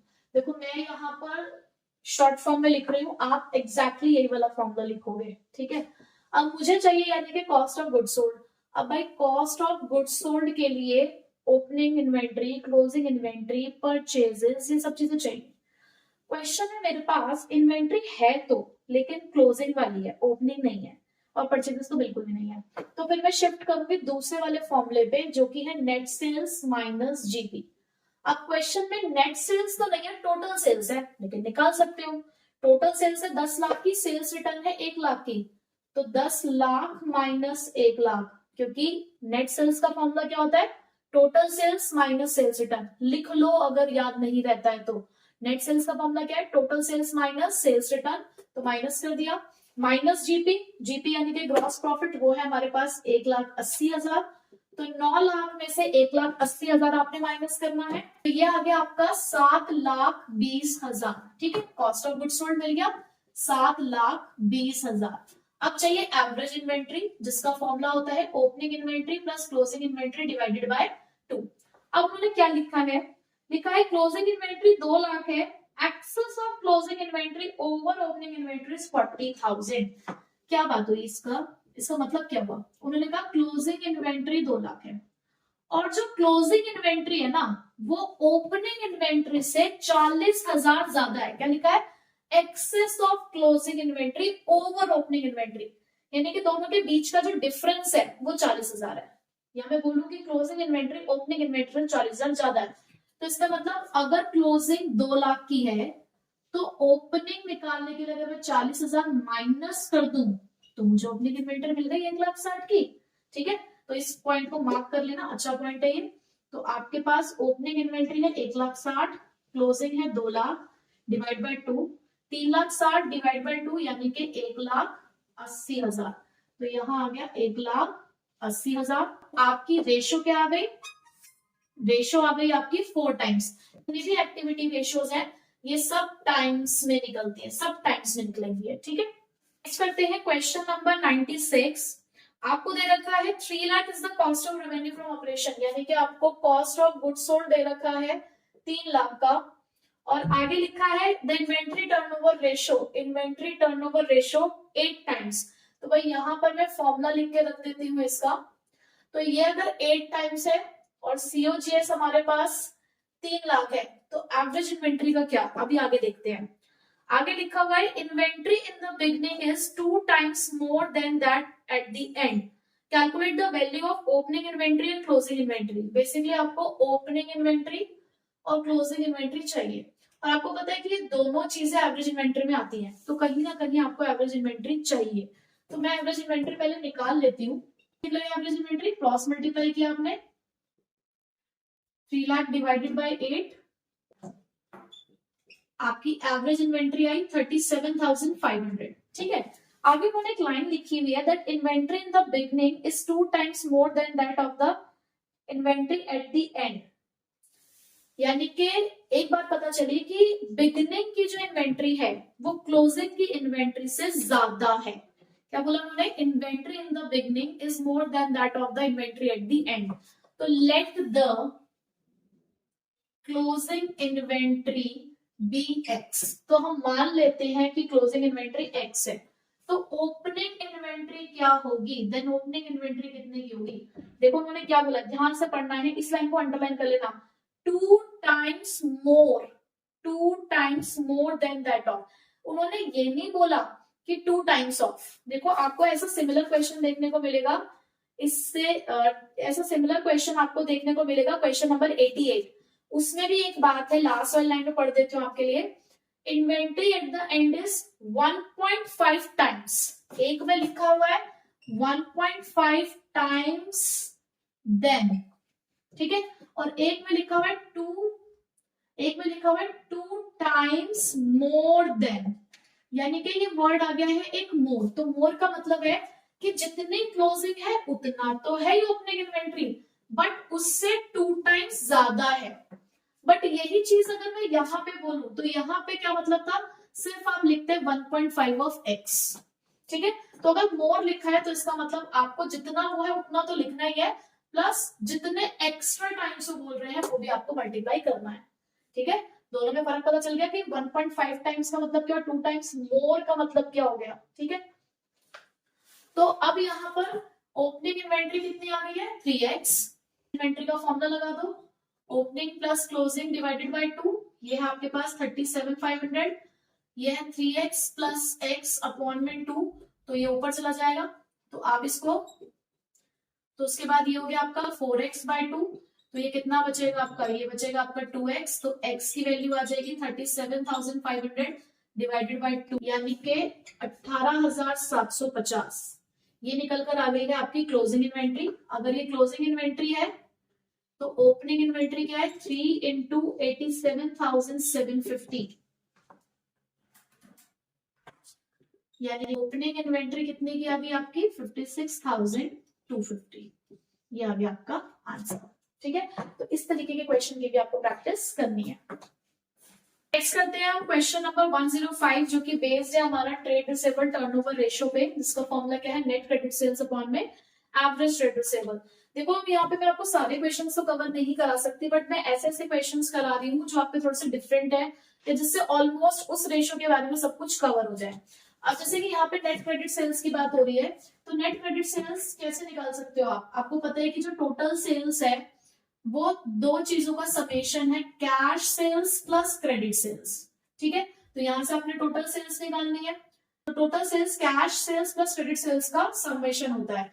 अब यहां से आपको क्रेडिट सेल्स मिल जाएंगी, फिर नेट क्रेडिट सेल्स के लिए आप क्या करोगे, जो भी आपकी क्रेडिट सेल्स आई होगी उसमें से आप माइनस करोगे सेल्स रिटर्न। तो ये दो फॉर्मूले आपके कुछ जो प्रीवियस क्वेश्चंस हैं उसमें काम आ जाएंगे। एवरेज ट्रेड रिसीवेबल की मैं बात करूं तो यहाँ पर opening trade receivables plus closing trade receivable divided by 2, जहां पर ट्रेड रिसीवेबल से हमारा मतलब है डेटर्स प्लस बिल रिसीवेबल। आप फुल फॉर्म करके ही लिखना, मतलब बाद में कभी जब पढ़ोगे तो याद नहीं आएगा, ठीक है।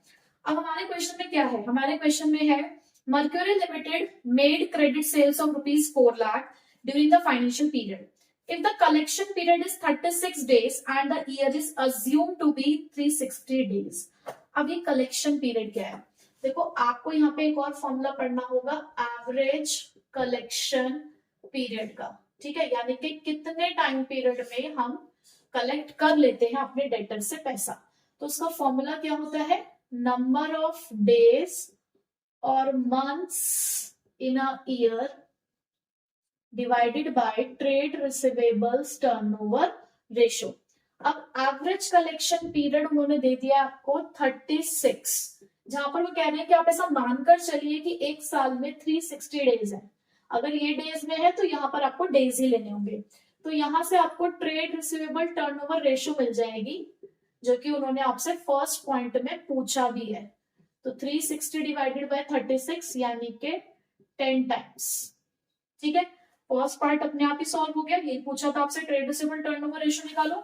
सेकंड उन्होंने आपसे पूछा है एवरेज ट्रेड रिसीवेबल्स, तो आप एवरेज ट्रेड रिसीवेबल्स कैसे निकालोगे, आप उसके लिए टीआर यानी कि trade receivable turnover ratio, net credit sales जो कि आपको क्वेश्चन में तो आप फॉर्मूला लगाओगे नेट क्रेडिट सेल्स अपॉन में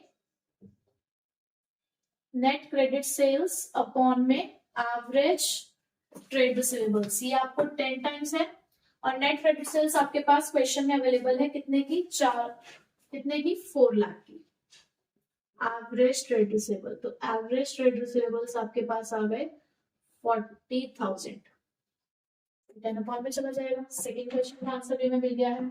नेक्स्ट अब हमें थर्ड में क्या पूछा उन्होंने, देखे जरा हम।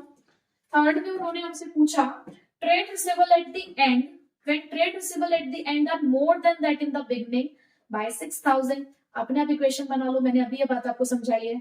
उन्होंने बोला एंड के जो ट्रेड रिसीवेबल हैं वो बिगिनिंग वाले से मोर देन दैट, यानी कि उससे 6,000 ज्यादा हैं। तो दैट मीन्स अगर ओपनिंग ट्रेड रिसीवेबल x है तो closing trade receivable x plus 6,000 है। ठीक है, अब यहां पर फिर से एवरेज ट्रेड रिसीवेबल का formula opening plus closing divided by 2। तो ये तो आप निकाल चुके हो ऑलरेडी 40,000। ओपनिंग x है, क्लोजिंग है x plus 6,000 divided by 2। Cross multiply करोगे तो ये आपका आ जाएगा 80,000। 80,000 is equals to 2x plus 6,000, ये हो गया आपका 74,000 इज इक्वल्स टू 2x। तो x की वैल्यू क्या आ गई, 74,000 डिवाइडेड बाय 2, यानी कि ये आ गए आपके 37,000। और अगर 37 का मतलब क्या है, ओपनिंग, तो x का मतलब क्या है, ओपनिंग ट्रेड रिसीवेबल है। तो क्लोजिंग ट्रेड रिसीवेबल अगर उससे 6,000 ज्यादा है तो वो कितने आ गए आपके, 43,000। मिल गई आपको दोनों चीजें। ठीक है, तो इस तरीके के क्वेश्चंस की प्रैक्टिस हमें करनी है। इसे मैंने आपको नॉर्मल नहीं कराया, मैंने एक ऐसा क्वेश्चन कराया जहां पर मैंने आपको कलेक्शन पीरियड भी बता दिया और किस तरीके से एक से दूसरी वैल्यू निकलती है वो भी बता दिया है। नेक्स्ट अब हम करते हैं क्वेश्चन नंबर 112, जो कि है ट्रेड पेबल टर्नओवर रेशियो के ऊपर base net credit purchase upon average trade payables. देखो क्वेश्चन में आपको ओपनिंग क्रेडिटर दे रखे हैं 1,25,000, ओपनिंग बिल्स पेबल हैं, क्लोजिंग क्रेडिटर्स हैं, परचेजेस भी दे रखे हैं। तो हम सीधे जरा अपना क्वेश्चन सॉल्व करते हैं। सबसे पहले मुझे चाहिए नेट क्रेडिट परचेजेस, तो उसके लिए पहले मैं निकालूंगी क्रेडिट परचेजेस। आपको पहले इस वाले फॉर्मूले का अप्लाई करोगे, टोटल परचेजेस, जिसका फॉर्मूला क्या होता है, cash purchases plus credit purchases. अब यहां पर परचेजेस आपको दे रखी है 9,50,000, जिसमें आपके पास कैश परचेजेस है 1 लाख की। तो आपके पास क्रेडिट परचेजेस कितने की आएंगी, आपके पास क्रेडिट परचेजेस आ गई 8,50,000 की। बट आपको तो नेट क्रेडिट परचेजेस चाहिए, तो कैसे निकालोगे, 8,50,000 में से माइनस करोगे, जो परचेज रिटर्न दे रखी है 45,000 की, वो आप माइनस करेंगे। जब वो आप माइनस करेंगे तो आपका आंसर आया 8,05,000। तो यहाँ पे आपको मिल गया 8,05,000। अब एवरेज ट्रेड पेबल्स का मतलब क्या है, opening creditors plus opening bills payable plus closing creditors plus closing bills payable divided by 2। तो सब चीजें आपको दे रखे हैं क्वेश्चन में।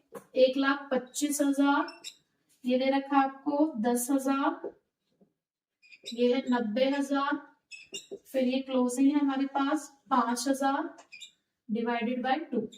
ये आपका 2,30,000 डिवाइडेड बाय 2, तो ये एवरेज निकल कर आया 1,15,000। तो वो 1,15,000 आप यहां लिखोगे, तो ये आपका आंसर आ गया है 7 टाइम्स। ये वाली रेशो बहुत ही ज्यादा इजी है, बहुत ज्यादा क्वेश्चन भी नहीं आपके पास इसके, तो इसको आप इतना कर लोगे इतना भी सफिशिएंट है। ओपनिंग ट्रेड पेबल निकालना, क्लोजिंग ट्रेड पेबल निकालना बिल्कुल वैसे ही है जैसे भी मैंने आपको ट्रेड रिसीवेबल में सिखाया है। नेक्स्ट करते हैं question number 122, calculate the working capital turnover ratio from the following information. आपको दे रखा है रेवेन्यू फ्रॉम ऑपरेशन। पहली बात तो वर्किंग कैपिटल टर्नओवर रेशियो का फॉर्मूला क्या है, देखो working capital turnover ratio, fixed assets turnover ratio और एक ही आपकी नेट एसेट्स टर्नओवर रेशियो, सबका फॉर्मूला सेम है। न्यूमरेटर में नेट सेल्स है, अपॉन में जो रेशियो निकालनी है वो लिख देना है। जैसे कि यहाँ पे वर्किंग कैपिटल टर्नओवर रेशियो है तो फॉर्मूला है नेट कैपिटल टर्नओवर रेशियो का फॉर्मूला क्या है, नेट सेल्स अपॉन में वर्किंग कैपिटल। और नेट सेल्स को रेवेन्यू फ्रॉम ऑपरेशन कहते हैं, तो वो क्वेश्चन में हमें ऑलरेडी गिवन है 15 लाख। वर्किंग कैपिटल निकालनी है, तो वर्किंग कैपिटल का फॉर्मूला होता है current assets minus current liability, जहां पर करंट एसेट्स मुझे गिवन है 6,25,000 के। आगे टोटल एसेट्स दे रखे हैं, नॉन करंट लायबिलिटी है, शेयर होल्डर्स फंड है। अब हमारे पास करंट लायबिलिटी नहीं है, अब इस करंट लायबिलिटी के लिए हमें बहुत काम करना पड़ेगा। अब देखो करंट लायबिलिटी मुझे यहाँ पर मिल सकती है टोटल लायबिलिटी से, जिसका फॉर्मूला होता है share holder fund plus non current liability plus current liability. अब टोटल लायबिलिटी तो नहीं है क्वेश्चन में, लेकिन टोटल एसेट्स है। अब ये बात हम जान चुके हैं कि टोटल एसेट्स और टोटल लायबिलिटी बराबर ही है, तो ये 10 लाख है। शेयर होल्डर फंड है आपके पास 2,50,000 के, और नॉन करंट लायबिलिटी है हमारे पास 5 लाख की। हमें करंट लायबिलिटी निकालनी थी, तो करंट लायबिलिटी आपकी कितनी आएगी, 7.5 लाख माइनस करने हैं 10 लाख में से 2.5 लाख, ये आ गई आपकी करंट लायबिलिटी, तो माइनस 2.5 लाख।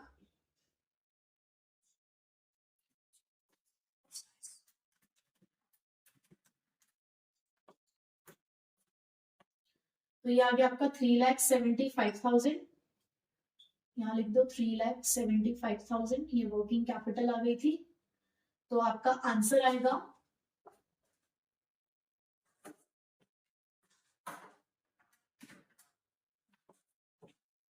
तो आपका आंसर आ गया है 4 टाइम्स। ठीक है, नेक्स्ट हम क्वेश्चन करते हैं अब यहाँ पर 126। क्वेश्चन नंबर 126 बेस्ड है fixed assets turnover ratio. Fixed asset turnover ratio का फॉर्मूला नेट सेल्स अपॉन में फिक्स्ड एसेट्स। ठीक है, अब हमारे पास 126 में कैपिटल एम्प्लॉयड दे रखी है, वर्किंग कैपिटल है, cost of revenue from operation है, ग्रॉस प्रॉफिट है, कहीं पर भी नेट सेल्स नहीं है।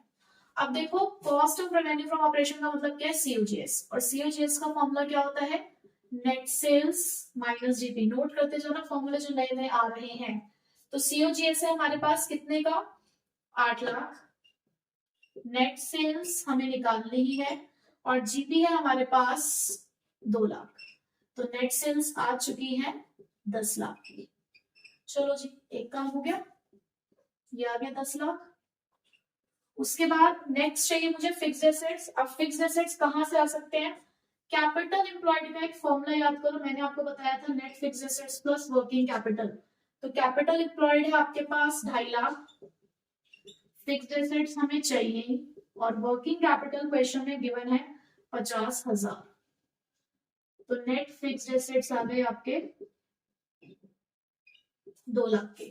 ठीक है, तो यहां आप लिखोगे 2 लाख, तो आपका आंसर आ गया 5 टाइम्स। ठीक है, ये रेशियोस नहीं जरूर है बट इजी है।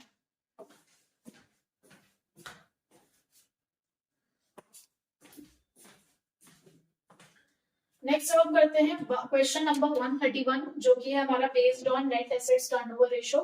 तो इसका फॉर्मूला क्या है नेट एसेट्स टर्नओवर रेशियो का, नेट एसेट्स टर्नओवर रेशियो। देखो नेट एसेट्स को ही हम कैपिटल एम्प्लॉयड भी कहते हैं, तो इसका फॉर्मूला है नेट सेल्स अपॉन में कैपिटल एम्प्लॉयड। अब हमारे पास क्वेश्चन में फिक्स्ड एसेट्स है, वर्किंग कैपिटल है, याद करो एकदम से याद आ रहा होगा कि इससे कैपिटल एम्प्लॉयड निकल जाएगा। ठीक है, तो नेट फिक्स्ड एसेट्स है हमारे पास 10 लाख, वर्किंग कैपिटल है हमारे पास 5 लाख, तो कैपिटल एम्प्लॉयड मिल गई हमें 15 लाख। उसके बाद अब मुझे चाहिए नेट सेल्स, जिसके लिए cost of revenue from operation दे रखा है 50 लाख, और ग्रॉस प्रॉफिट है 20% ऑफ कॉस्ट। तो वही प्रीवियस जो हमने यूज किया, COGS is equals to net sales minus GP, जहां उन्होंने कहा कि cost of revenue from operation आपके पास 50 लाख का है, नेट सेल्स हमें निकालना है। ये उन्होंने बोला कि आपका जो जीपी है वो कॉस्ट का 20% है। ठीक है, यानी कि 20/100, तो 50 lakh is equals to net sales minus ये आ गया 10 लाख, तो नेट सेल्स आ गई 60 लाख की। ये भी रिक्वायरमेंट कंप्लीट। तो यहां पर 60 लाख डिवाइडेड बाय 15 लाख की आपकी कैपिटल एम्प्लॉयड थी, तो आंसर आ गया है 4 टाइम्स। तो इसी के साथ हमारी जो टर्नओवर रेशियोज है वो भी कंप्लीट। अब हमारी लास्ट कैटेगरी है जो कि फोर्थ कैटेगरी है प्रॉफिटेबिलिटी रेशियोज की। इसमें हमें टोटल 5 रेशियोज कंप्लीट करनी है, जिसमें पहली रेशियो है हमारे पास ग्रॉस प्रॉफिट रेशियो। देखो जितनी भी प्रॉफिटेबिलिटी रेशियोज है सबके अपॉन में नेट सेल्स है। ये देखो रेवेन्यू फ्रॉम ऑपरेशन है, उसको हम नेट सेल्स बोलते हैं, यहाँ भी नेट सेल्स, यहाँ भी नेट सेल्स, यहाँ पे भी।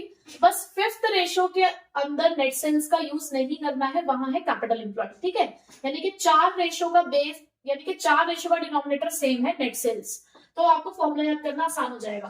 तो पहला है हमारे पास ग्रॉस प्रॉफिट रेशियो, जिसका फॉर्मूला है gross profit upon revenue from operation into 100। ये सारी रेशियोज परसेंटेज में निकलेंगी। ऑपरेटिंग रेशियो, जिसका फॉर्मूला है cost of goods sold plus operating expenses upon में नेट सेल्स इनटू 100, जहां पर कॉस्ट ऑफ गुड्स सोल्ड और ऑपरेटिंग एक्सपेंसेस को ऑपरेटिंग कॉस्ट भी कहते हैं। अब ऑपरेटिंग एक्सपेंसेस कौन कौन से होते हैं? देखो हमारे पास 2 तरीके के यहाँ पर एक्सपेंसेस होते हैं, ऑपरेटिंग और नॉन ऑपरेटिंग। ऑपरेटिंग एक्सपेंसेस के अंदर जैसे कि एम्प्लॉइज बेनिफिट एक्सपेंसेस, डेप्रिसिएशन और अमोर्टाइजेशन एंड अदर एक्सपेंसेस। ठीक है, ये तीनों आपके ऑपरेटिंग एक्सपेंसेस के अंदर आते हैं। Operating profit ratio, operating profit ratio का फॉर्मूला है ऑपरेटिंग प्रॉफिट अपॉन में नेट सेल्स इनटू 100। ये दोनों रेशियोज का आपस में एक रिलेशन है कि अगर आपके पास एक रेशियो है तो दूसरी आप इजीली कैलकुलेट कर सकते हो, क्योंकि दोनों रेशियो का जो सम है वो 100 के बराबर है। सपोज ऑपरेटिंग रेशियो 80% है और आपको पूछा गया ऑपरेटिंग प्रॉफिट रेशियो निकालो, तो वो कितनी होगी? 20%। ठीक है, तो ये एक नंबर में ऐसा क्वेश्चन पूछ सकते हैं। अब ऑपरेटिंग प्रॉफिट हम कैसे कैलकुलेट कर सकते हैं? ऑपरेटिंग प्रॉफिट को कैलकुलेट करने का हमारे पास 2 तरीके हैं। देखो आपके पास अगर ग्रॉस प्रॉफिट है तो उस ग्रॉस प्रॉफिट के अंदर ऑपरेटिंग इनकम को करना होता है प्लस, और माइनस करना होता है ऑपरेटिंग एक्सपेंसेस को। तो सिंपली यहां पर हमारे पास ग्रॉस प्रॉफिट आ जाता है। बट अगर कभी क्वेश्चन में नेट प्रॉफिट दे रखा है तो नेट प्रॉफिट में तो operating income, non operating income, operating expenses, non operating expenses दोनों का इफेक्ट होता है। तो इन दैट केस हम क्या करते हैं, हम यहाँ पर सबसे पहले नेट प्रॉफिट में से माइनस करेंगे नॉन ऑपरेटिंग इनकम्स, क्योंकि वो हमने प्लस कर रखी होंगी तो वो हमें हटानी है, और हम प्लस करेंगे इसके अंदर नॉन ऑपरेटिंग एक्सपेंसेस। जब हम ये काम करेंगे तो हमारे पास सिर्फ ऑपरेटिंग वाला पार्ट ही इसके अंदर रह जाएगा। तो इस तरीके से ऑपरेटिंग प्रॉफिट कैलकुलेट किए जा सकते हैं। अब उसके बाद नेट प्रॉफिट रेशियो का फॉर्मूला क्या है? Net profit after tax upon में नेट सेल्स इनटू 100। ये निकालना हमें आता है। देन रिटर्न ऑन इन्वेस्टमेंट या इसे रिटर्न ऑन कैपिटल एम्प्लॉयड भी कहते हैं। तो फॉर्मूला है profit before interest, tax and dividend divided by capital employed. इसका फॉर्मूला हमारे पास है इनटू 100। तो सारी रेशियोज जो है ये परसेंटेज के फॉर्म में कैलकुलेट होती है 1 by 1। इसका एक एक क्वेश्चन हम लोग कर लेते हैं। तो अब ग्रॉस प्रॉफिट रेशियो के ऊपर बेस्ड क्वेश्चन कर लेते हैं, विच इज क्वेश्चन नंबर 140। मैं सिंपल क्वेश्चन नहीं करा रही हूँ कि सिंपल आपको ग्रॉस प्रॉफिट रेशियो कैलकुलेट करनी है, मैं आपको थोड़ा सा ट्रिकी क्वेश्चन करा रही हूँ जिसमें एक रेशियो का इस्तेमाल करके दूसरी रेशियो को कैलकुलेट किया जाता है। तो इसके अंदर आपको ओपनिंग इन्वेंट्री दे रखी है 2 lakh, closing inventory 1,20,000। Inventory turnover ratio है हमारे पास, तो इन्वेंट्री टर्नओवर रेशियो का फॉर्मूला क्या है? COGS अपॉन में एवरेज इन्वेंट्री। पुरानी रेशियो रिवाइज होगी। अब यहाँ पर दे रखा है सेलिंग प्राइसेस 25% अबव कॉस्ट, यानी कि जो सेल्स है वो COGS से 25% ज्यादा है। ठीक है, ये हम बाद में देखते हैं। सबसे पहले यहाँ पर आप inventory turnover ratio 8 times they रखा है। COGS हमें नहीं पता क्या है, अभी बात की बात है। एवरेज इन्वेंट्री हम निकाल सकते हैं क्योंकि हमारे पास ओपनिंग और क्लोजिंग दोनों दे रखी है। तो ओपनिंग इन्वेंट्री है 2 लाख, क्लोजिंग है 1,20,000। तो ये है 3,20,000 डिवाइडेड बाय 2, तो आपके पास एवरेज इन्वेंट्री आ गई है 1,60,000। कॉस्ट ऑफ गुड्स सोल्ड 12,80,000 की आ चुकी है। अब हमारे पास उन्होंने ये बोला कि जो सेल्स है वो कॉस्ट से 25% ज्यादा है। इसका मतलब जो नेट सेल्स है वो कॉस्ट का 125% है। सिंपल सी बात। तो कॉस्ट मेरे पास है 12,80,000, उसका मुझे निकालना है सिंपल 125%। और इस 125% को देख के घबराना नहीं है, आप इसको सॉल्व कर सकते हो कैसे?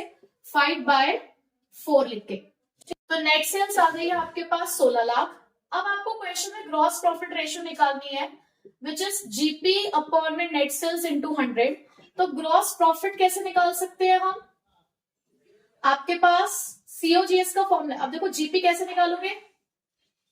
Net sales minus cost of goods sold. Net sales है आपके पास 16 lakh minus cost of good sold थी आपकी 12,80,000, या सीधे सीधे आप इसका 25% भी निकाल सकते हो, क्योंकि उन्होंने बोला कि आप 25% अबव कॉस्ट बेचते हो, इसका मतलब आप जो प्रॉफिट अर्न करते हो 25% अर्न करते हो आप, ठीक है। तो ये आ गया आपका 3,20,000। तो सब चीजें मिल चुकी है। ग्रॉस प्रॉफिट 3,20,000, ये है 16 लाख इंटू 100। तो हमारी ग्रॉस प्रॉफिट रेशो आ चुकी है 20%, ठीक है। तो एक रेशो से दूसरी रेशो भी निकालने को आ सकती है। आपको करा रही हूँ क्वेश्चन नंबर 151 का सेकंड पार्ट, जिसमें रेवेन्यू फ्रॉम ऑपरेशन हमारे लिए अलग अलग है, यानी कि नेट सेल्स। कैश सेल्स है 4 लाख, क्रेडिट सेल्स है 1 लाख, यानी कि टोटल सेल्स हो गई आपके पास 5 लाख की। ग्रॉस प्रॉफिट है 1 lakh, office and selling expenses. देखो ये जो ऑपरेटिंग कॉस्ट है ये सीओजीएस प्लस ऑपरेटिंग एक्सपेंस होता है।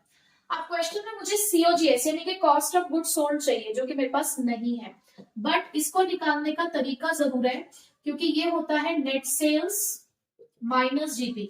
अब नेट सेल्स के लिए क्वेश्चन में आपको कैश और क्रेडिट दोनों सेल्स दे रखी है, यानी कि 4 लाख प्लस 1 लाख 5 लाख की हो गई। ग्रॉस प्रॉफिट है हमारे पास 1 लाख का, तो आपके पास कॉस्ट ऑफ गुड सोल्ड आ चुकी है 4 लाख, तो ये हो गया 4 लाख। अब अगर मैं आपसे बात करूं ऑपरेटिंग एक्सपेंस की, तो ये जो ऑफिस एंड सेलिंग एक्सपेंसेस है ये हमारे अदर एक्सपेंस में आते हैं, और अभी मैंने आपको फॉर्मूला बताया कि अदर एक्सपेंसेस जो होते हैं वो ऑपरेटिंग एक्सपेंस का पार्ट है। तो यहाँ पर ये 50,000 आप लिखोगे, तो ये आपकी आ गई है 4,50,000 की ऑपरेटिंग कॉस्ट। तो हम यहाँ लगाते हैं 4,50,000 डिवाइडेड बाय नेट सेल्स है हमारे पास 5 लाख की, इंटू में 100, तो ये आपकी आ चुकी है 90%, ठीक है। अब करते हैं क्वेश्चन नंबर 155। आपको क्वेश्चन में ऑपरेटिंग कॉस्ट गिवन है, ग्रॉस प्रॉफिट रेशियो गिवन है, ऑपरेटिंग एक्सपेंसेस गिवन है, ऑपरेटिंग प्रॉफिट रेशियो निकालनी है। ऑपरेटिंग प्रॉफिट रेशियो का मतलब है ऑपरेटिंग प्रॉफिट अपॉन में नेट सेल्स इनटू 100। अब ऑपरेटिंग प्रॉफिट के लिए मैंने आपको बोला या तो ग्रॉस प्रॉफिट से निकलेगा या नेट प्रॉफिट से। क्वेश्चन में ग्रॉस प्रॉफिट दे रखा है, दे नहीं रखा, निकल जाएगा, लेकिन फॉर्मूला लगेगा, दैट मींस फॉर्मूला लगेगा gross profit plus operating expenses minus operating income. अब ग्रॉस प्रॉफिट के लिए उन्होंने लिखा कि 20% है। अभी 20% किसका होगा? ये होगा 20% ऑफ सेल्स, ठीक है। तो ग्रॉस प्रॉफिट रेशियो है, ग्रॉस प्रॉफिट रेशियो का मतलब क्या है कि भाई आपका जो ग्रॉस प्रॉफिट है वो सेल्स का 20% है, क्योंकि जो आप ग्रॉस प्रॉफिट रेशियो कैलकुलेट करते हो वो सेल्स के बेसिस पर ही कैलकुलेट होती है, ठीक है। अब ऑपरेटिंग कॉस्ट भी आपको क्वेश्चन में दे रखा है। अब ऑपरेटिंग कॉस्ट क्या है? COGS plus operating expense. अब ऑपरेटिंग कॉस्ट है 3,40,000, सीओजीएस हमें नहीं पता, ऑपरेटिंग एक्सपेंसेस आपके पास है 20,000 के, तो सीओजीएस है 3,20,000। कॉस्ट ऑफ गुड्स सोल्ड कितनी आ चुकी है आपके पास? 3,20,000 की। अब देखो कॉस्ट ऑफ गुड्स सोल्ड है और मुझे लेकिन नेट सेल्स की जरूरत है। नेट सेल्स कैसे नहीं चाहिए, मैं आपको एक तरीका समझाती हूँ। देखो दो तरीके से आप क्वेश्चन को सॉल्व कर सकते हो, कॉस्ट और सेल्स। अगर कोई चीज सेल्स की 20% है, 20% का मतलब क्या हो गया? 1/5, तो वो चीज कॉस्ट की 1/4 होगी।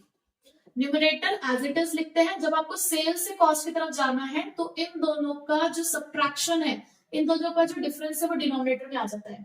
यही चीज अगर मैं कहूं कि कॉस्ट की कोई चीज 1/3 है, तो सेल्स की कितनी होगी? 1 एज इट इज, 1 + 3 4, अपॉन में आ जाएगा 4। यानी कि इधर से इधर जाने के लिए माइनस करते हैं, बट इधर से इधर जाने के लिए न्यूमरेटर और डिनोमिनेटर को प्लस करते हैं। कॉस्ट से सेल्स की तरफ जाना है तो डिनोमिनेटर प्लस न्यूमरेटर से डिनोमिनेटर बनता है आपका, और सेल्स से कॉस्ट की तरफ जाना है तो डिनोमिनेटर में से न्यूमरेटर माइनस करके डिनोमिनेटर बनता है आपका, ठीक है।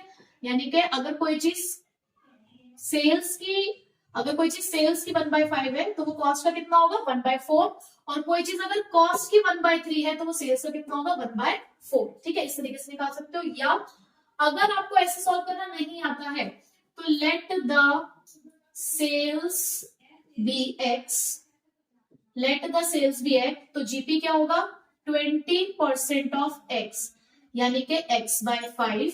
तो अब आपके पास सीओजीएस का फॉर्मूला है नेट सेल्स माइनस जीपी, तो सीओजीएस हम निकाल चुके हैं ऑलरेडी, 3,20,000।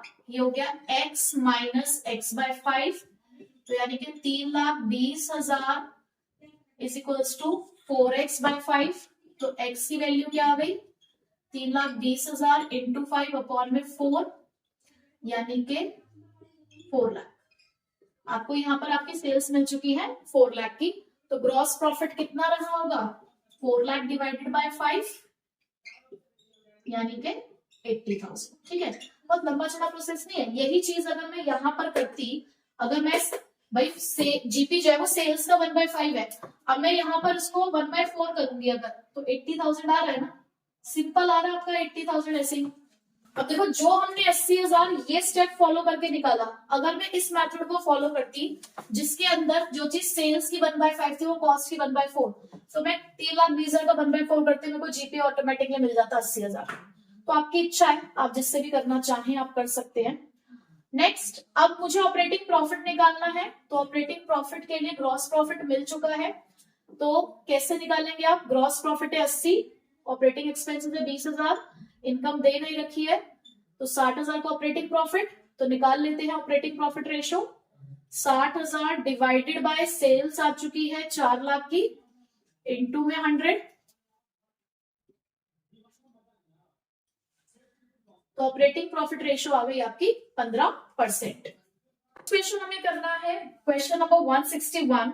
क्वेश्चन नंबर 161 है नेट प्रॉफिट रेशो के ऊपर बेस्ड, और नेट प्रॉफिट रेशो का फॉर्मूला क्या है, net profit after tax upon में नेट सेल्स इनटू 100।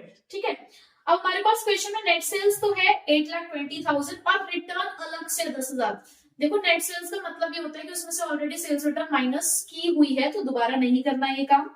सीओजीएस है, ऑपरेटिंग एक्सपेंसेस है, इंटरेस्ट ऑन डिवेंचर्स है, बेसिकली नेट प्रॉफिट निकालना है। ठीक है, अब नेट प्रॉफिट निकालने के लिए मैंने आपको बताया कि आपके पास ग्रॉस प्रॉफिट होना जरूरी है नेट प्रॉफिट के लिए, क्योंकि आपको याद हो प्रॉफिट एंड लॉस अकाउंट होता है, तो उसमें से ग्रॉस प्रॉफिट में से सारे एक्सपेंसेस आप माइनस करेंगे, सारी एक्सपेंसेस आप माइनस करेंगे, सारी इनकम आप प्लस करेंगे, तो आपको नेट प्रॉफिट मिल जाएगा।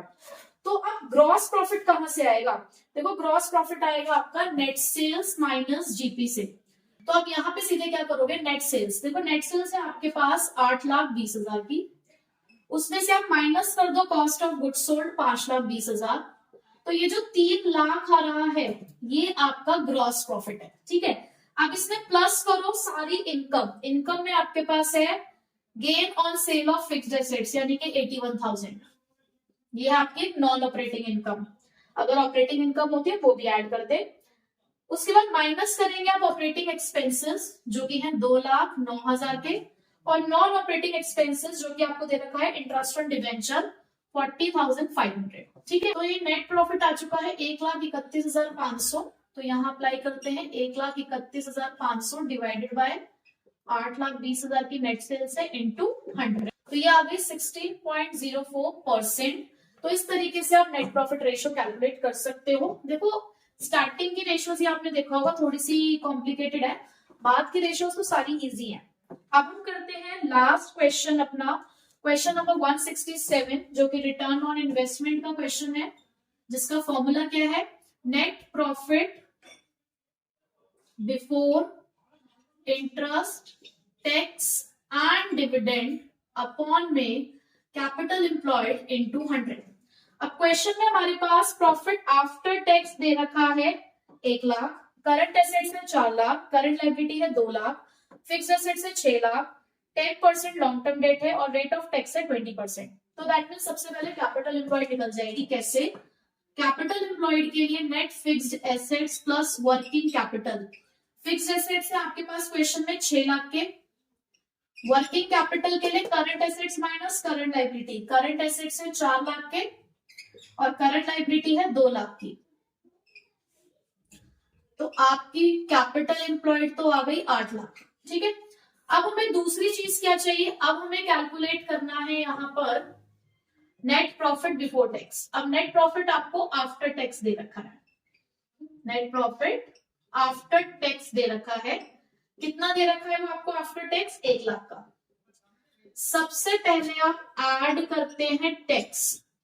अब भाई टैक्स का रेट कितना है 20, याद करो मैंने अभी समझाया था आपको पीछे, 1,00,000 इंटू 20 डिवाइड बाई 80। क्यों? क्योंकि ये कितना परसेंट प्रॉफिट होगा, 80% प्रॉफिट होगा, यानी कि टैक्स रहा होगा 25,000, 1,25,000 का प्रॉफिट आया। फिर इसमें आप ऐड क्या करते हैं, interest on long term debt. अब इंटरेस्ट आपको दे रखा है 10% लॉन्ग टर्म डेट जो कि 4 लाख का है, तो 4 लाख का 10% 40,000। तो आपके पास प्रॉफिट आ चुका है 1,65,000। तो बस हो गया हमारा काम, 1,65,000 डिवाइडेड बाय 8 लाख इंटू 100, तो आपकी 20.63%। ठीक है, तो इसी के साथ मैंने आपको सभी रेशोज के क्वेश्चंस करा दिए हैं। अब मैंने जो क्वेश्चंस नहीं कराए हैं वो है इंक्रीज और डिक्रीज की। क्वेश्चन आता है कि आपको रेशो दे रखी है, ट्रांजेक्शन दे रखी होगी, आपको ये बताना होगा कि इसकी वजह से आपकी रेशो इंक्रीज होगी, डिक्रीज होगी या कोई चेंज नहीं आएगा। तो उसके लिए मैं एक सेपरेट वीडियो बनाकर आपको वो क्वेश्चंस कराऊंगी, क्योंकि अगर मैं इन क्वेश्चन के साथ आपको कराती तो थोड़ा सा कॉन्सेप्ट मिक्स हो जाएगा। ठीक है, तो अभी फिलहाल पहले आप रेशो को कैलकुलेट करना सीखो, क्योंकि जब आप कैलकुलेट करना सीख लोगे आपकी कमांड बन जाएगी फॉर्मूले पे, आपको ये पता चल जाएगा कि कौन सी रेशो में क्या आता है, तभी आप उन क्वेश्चंस को कर पाओगे। ठीक है, तो पहले यहां तक आपने 18 रेशोज की प्रैक्टिस करनी है। आप इलिस्ट्रेशंस करो ज्यादा से ज्यादा, बैक क्वेश्चंस में रेंडमली क्वेश्चंस उठा के करो, क्योंकि बहुत सारे क्वेश्चंस हैं। अगर कर सकते हो सारे तो बहुत अच्छी बात है, अदरवाइज आप रेंडमली एक रेशो में से कम 7 से 8 क्वेश्चन, जिनमें थोड़ा सा ज्यादा है और जिनमें कम क्वेश्चंस हैं उसमें 4 से 5 क्वेश्चंस आपको करने हैं। ठीक है, तब जाके आपकी प्रैक्टिस होगी, तब जाके आपकी फॉर्मूले पे कमांड आएगी। तो क्या करना है इसके लिए, सारे फॉर्मूले एक साथ लिखने हैं, अपने फॉर्मूले पे कमांड बनानी है। जब भी क्वेश्चन सॉल्व करो फॉर्मूला लिखो, जितनी बार फॉर्मूला लिखोगे आपको याद होगा। ठीक है।